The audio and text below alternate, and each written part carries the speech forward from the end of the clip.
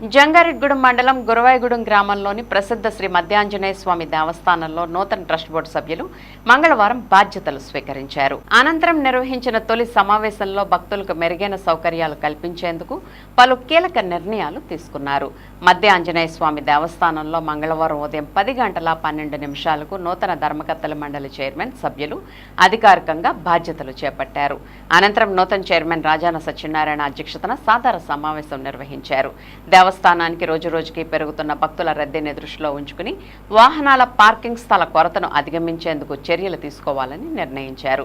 అలాగే భక్తులకు మరింత సౌకర్యవంతమైన సేవలు అందించేందుకు డిజిటల్ సేవల ఏర్పాటుపై కూడా చర్చించి తీర్మానాలు చేశారు.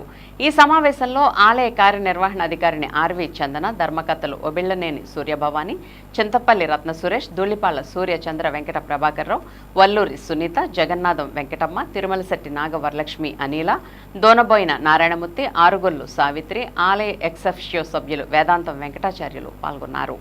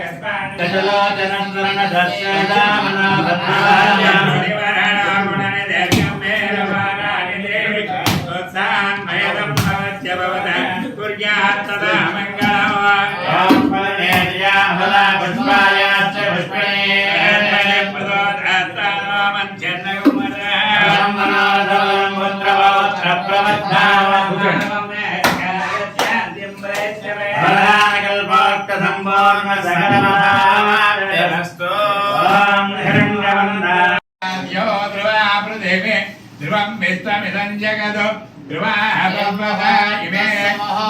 రాజా